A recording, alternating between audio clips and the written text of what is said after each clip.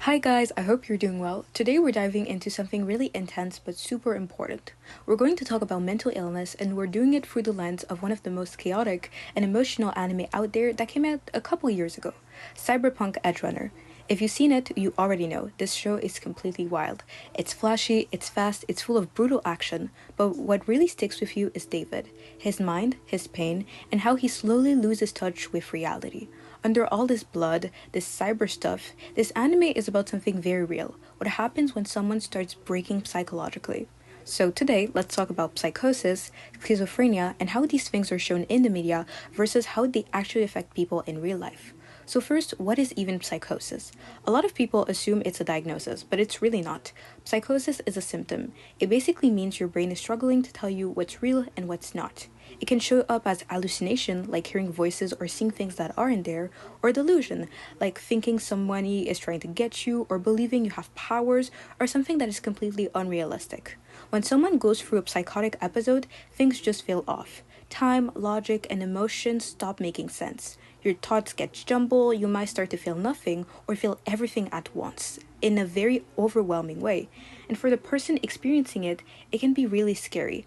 And this is exactly what we see in Edgerunner with David. As he pushes his body with more cyberware, we see his mind starting to crack. He hears things, he sees people that aren't there, starts acting in a paranoid way, he's zoned out, he loses time, and eventually he doesn't even seem to be fully himself anymore.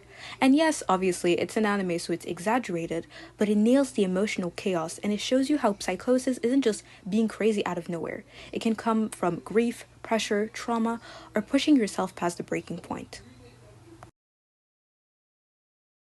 We need to keep something in mind. Psychosis is not the same thing as schizophrenia, but they get confused all the time, even though they're very different. Psychosis can happen in a lot of conditions, for example, bipolar disorder, major depression, PTSD, and even from drug or brain injury. But schizophrenia is its own diagnosis, and it's a long-term, often lifelong mental illness, and it's often very misunderstood. According to the DSM-5, a person has to have at least two of the symptoms for a month to be diagnosed with schizophrenia: hallucination, delusion, disorganized speech, disorganized or catatonic behavior, and negative symptoms like no motivation, flat emotion, or barely speaking. And at least one of these needs to be hallucination, delusion, or disorganized speech. Now, the problem with the media is that they always ignore the negative symptoms. They're the one that don't get the screen time because they're not flashy. They're often the hardest part of struggling with disorders. Sadly, imagine feeling just nothing. No happiness, no sadness, just numbness. Or imagine being so mentally exhausted that even brushing your teeth or speaking feels like too much. That's what a lot of people with schizophrenia suffer with. And there's also a lot of harmful myth. For example, schizophrenia is not the same thing as split personality disorder, which is a completely disorder called DID, and people with schizophrenia are not dangerous. In fact, they're more likely to get hurt by people than they're likely to hurt anyone.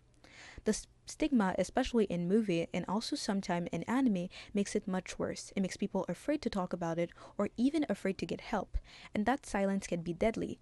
Even though the anime barely presents the negative symptoms, it really does a good job at humanizing David, showing him as a human, not a monster that is dangerous, just as a loving person struggling with his mental health and needing love and support. Here's the most important thing I want you to hear. People with schizophrenia can live a good, full life. It's not hopeless. With treatment, usually a mix of medication, therapy, and social support and a stable environment, many people can find peace, stability, and purpose again. It's not about curing it, it's about learning how to live with it and building a life around it, around your needs, around what you desire, and around goals for yourself. And this is where Cyberpunk Edgerunners hits different. Sadly, this is something that usually doesn't happen. I'm not trying to spoil the show if you haven't seen it, so you should maybe stop the video now, but the main character dies. All of these things happening to him literally kills him. But in reality, if you seek treatment before, there's chances of happiness in a long, fulfilling life. So yes, it's sci-fi, yes, it's exaggerated, but it shows how sad the reality is. Cyberpunk Edgerunner is not trying to be this positive story about everything is going to be okay. It's a story about the truth and how people can drown in their own sadness, grief, and trauma if they don't get help. Anyways, thank you for watching, and if you made it to the end, I appreciate you. Be kind to yourself, be kind to others, and I'll see you in the next one. Bye bye.